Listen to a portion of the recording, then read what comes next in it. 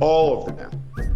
This is a disgusting moment in American history and in American life. For the first time, we have an American president who simply refuses to defend the country, the Constitution, kowtows, and gets on his knees with deference to a hostile foreign powers autocratic leader. What a rancid moment in the life of the American nation. Thank you, Kayleigh. I know you said that President Trump was never briefed on these reports about the Russian bounties and whatnot, but can you say that he was briefed today? Look, I'll say this, that the U.S. receives thousands of reports a day on intelligence, and they are subject to strict scrutiny. While the White House does not routinely comment on alleged intelligence or internal deliberations, the CIA director, NSA, National Security Advisor, and the Chief of Staff can all confirm that neither the President nor the Vice President were briefed on the alleged Russian bounty.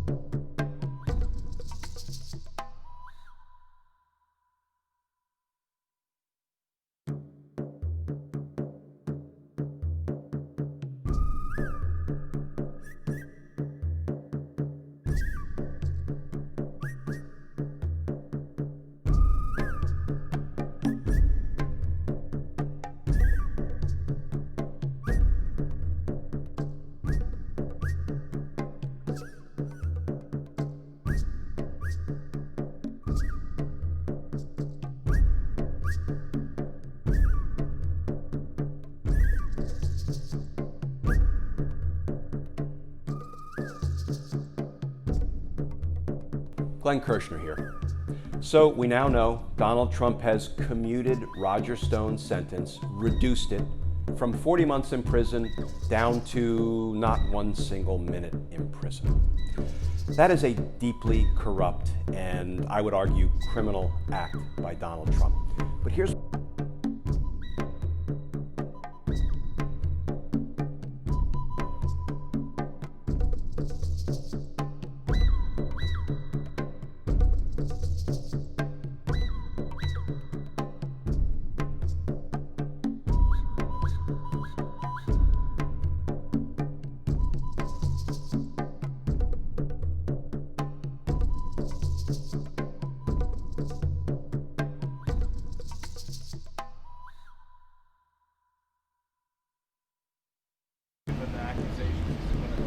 says the president's narcissistic, and lying, means of self-aggrandizement, all sorts of different allegations. Your response to that on his behalf? It's ridiculous, absurd allegations that have absolute no bearing in truth.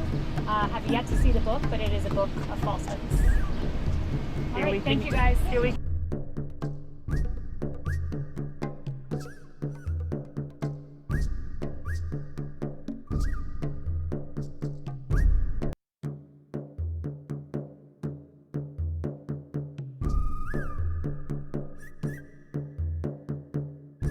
This. Well, we know that the narrative from President Trump versus Dr. Fauci about coronavirus and how we're doing has been getting farther and farther apart. President Trump says we're doing a great job. Dr. Fauci says just in the last few days that there's no way to say objectively, if you look at the United States compared to other countries, that we're doing a good job. And at the moment, Dr. Fauci appears to be winning the trust argument. A New York Times Siena poll from just a few weeks ago showing that 2 in 3 Americans trust Dr. Fauci compared to just 1 in 4 trusting Donald Trump and approving of him at the moment.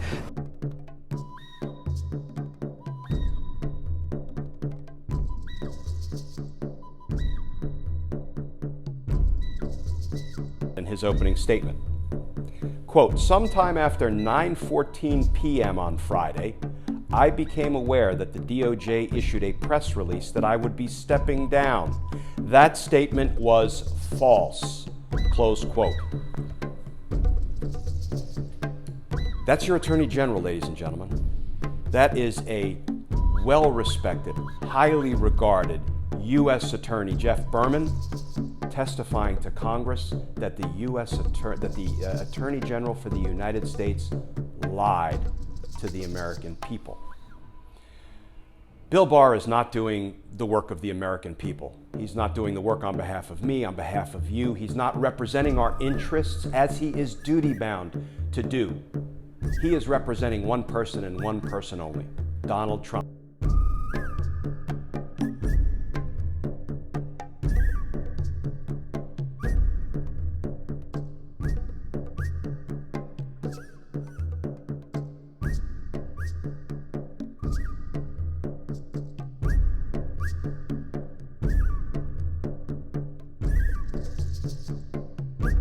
Why is the president so supportive of flying the Confederate flag?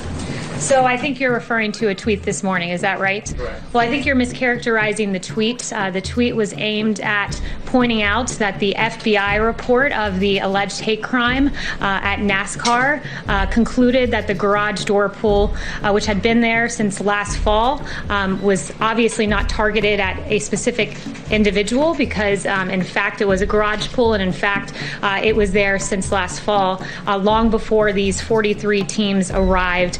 And it was concluded by the FBI that this was, quote, not an intentional racist act. For clarity, I'm asking you about the Confederate flag. So my question is, why is the president so supportive of flying the Confederate flag? The president never said that. Again, you're taking his tweet completely out of context. The president said that NASCAR saw bad ratings because they took down the Confederate flag, banned the Confederate flag. Does he believe NASCAR should fly the Confederate flag, and why don't they fly it here? The whole point of the tweet was to note the incident, the alleged hate crime, that it, in fact, was not a hate crime at the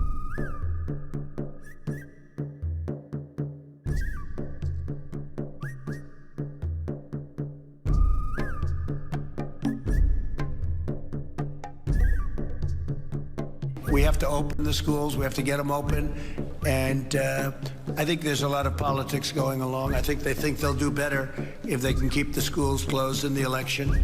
I don't think it's going to help them, frankly, but I think they feel that by keeping schools closed, that's a bad thing for the country, and therefore that's a good thing for them.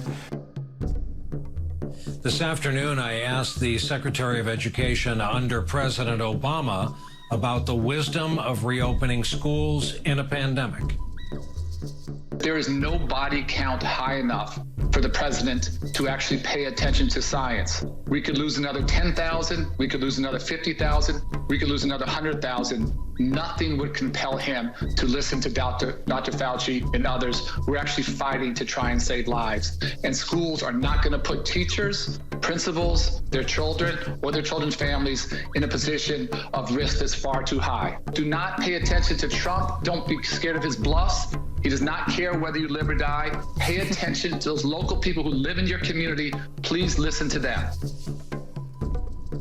Here